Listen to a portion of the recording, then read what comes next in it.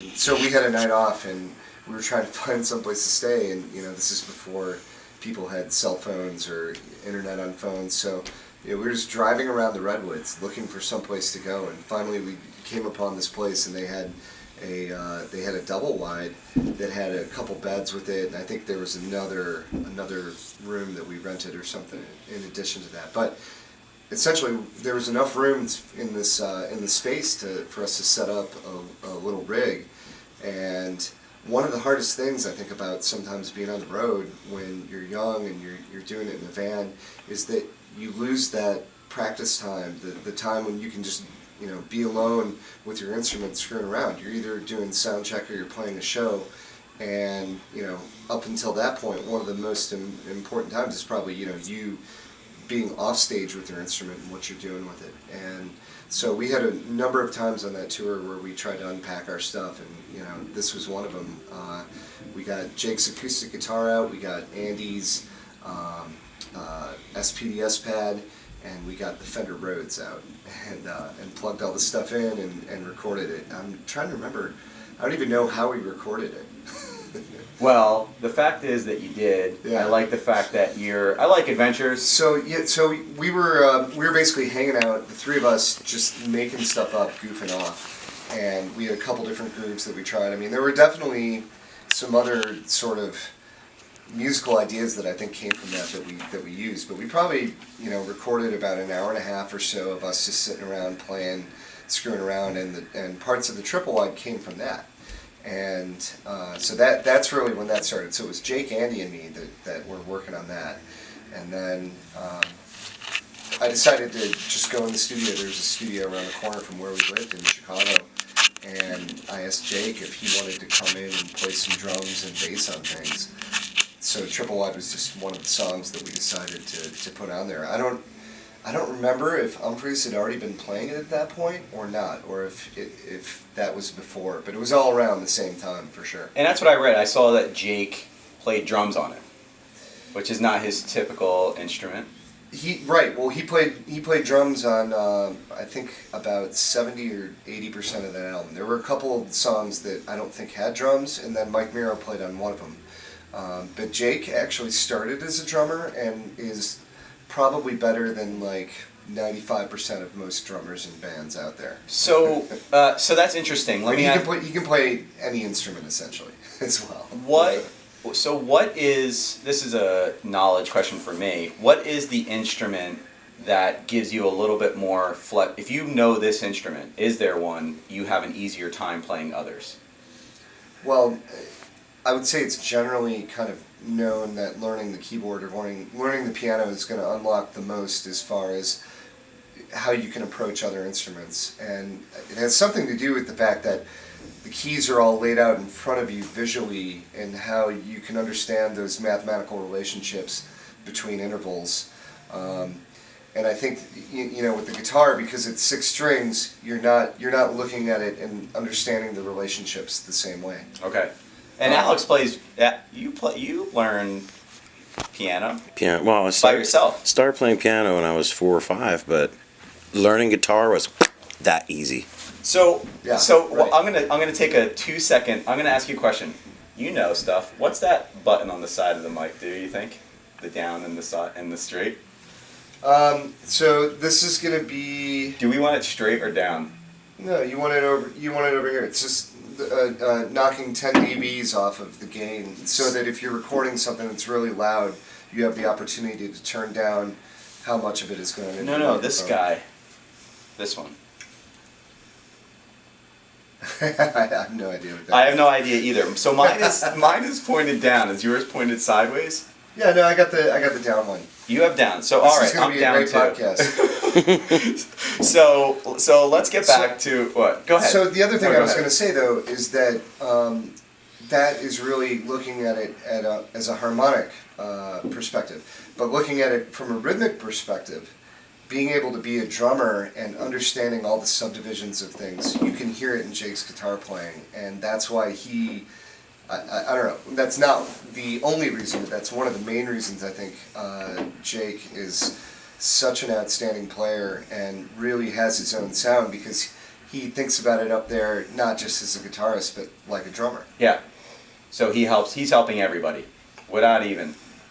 Well, and not even really necessarily helping, but doing things. He can pull off things that he and Chris do together that you don't hear other guitarists and drummers doing together. Gotcha.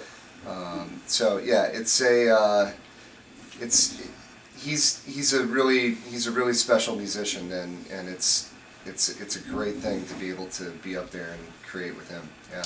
So originally, I'm gonna go back in time a little bit. I had approached Joel back in Syracuse, 16, which is still one of the better shows that I've ever seen. I loved it. That's where I fell in love with Remind Me. I think you played Crooked One, Remind Me. Everything was just really good that night.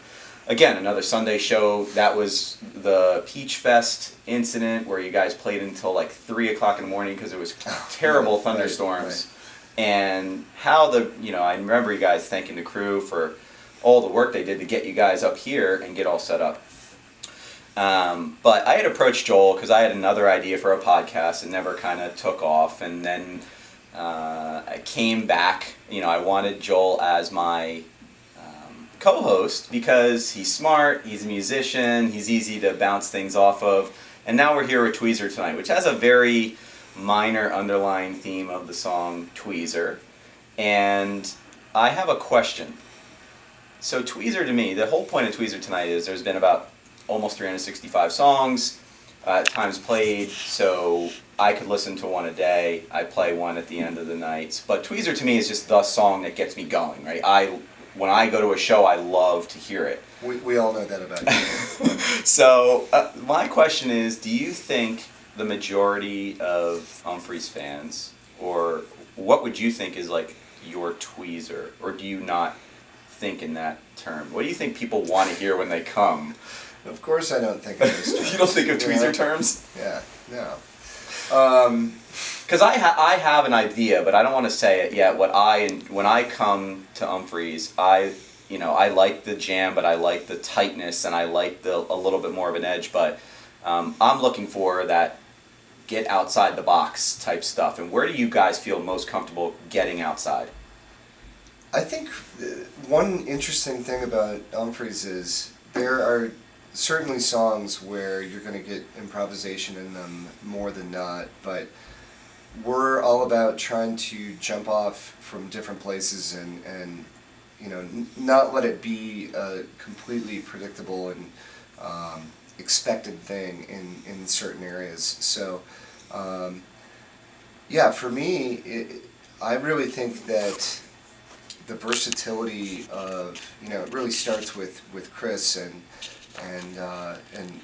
tempos and feels and things like that, what we want to do. There's just so much versatility that I feel like we can really jump off from anywhere. So, over the years, probably songs like Bridgeless, Der Blutenkot, Hurt Bird Bath, Nothing Too Fancy, Utopian Fur, those songs come to mind as like the really big jam vehicles. All in Time a little bit, that one's definitely up there. Puppet Strings certainly over the past 5 or 6 years has been one that people go to. So I don't know. I mean, each band is its own thing. I don't know really what would mean, like when I think of Tweezer, I'm like, okay, it's kind of like a funky, fun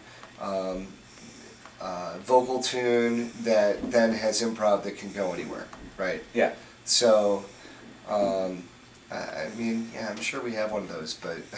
No, but all those songs that you just mentioned are all the ones that, they go for a while. A lot of times they go in and out. You come back into it. Like I'm not shy about saying how much I love Bridgeless, and especially the drop back in. When you guys drop back into Bridgeless, whenever it may be, and it's not always, I'm like amped. So, and there's a lot of woos, and I understand why people woo when that comes on. There's a few woo songs. What do you think about woo? What's your thoughts on woo? Better than Ronnie Woo Woo. You know who Ronnie Woo Woo is? I do not. He's an unfortunate fixture in the Cubs fandom who he has a jersey that says "woo woo" on it, and all he does all game, he just gets these chants going, "woo woo woo woo woo woo." So that woo is actually worse. There are a lot of people who are upset about wooing, but it could be worse, and I think that's what people should be taking away from this. But Dick, I got a question for you guys. Just sitting here thinking. So, why Tweezer for you? Why not Down with Disease? Whatever moves you, right? And there's no rhyme or reason what gets you going.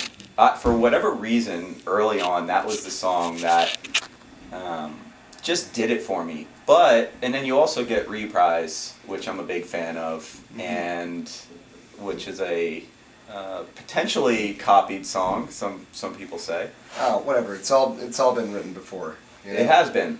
Do you ever run into those issues where you're writing something, you're like, this sounds a little bit, you're playing something, this sounds a little bit too much like this? Not too much. I think that one thing that we really made an effort to try to do from the get-go was to have every song be its own thing.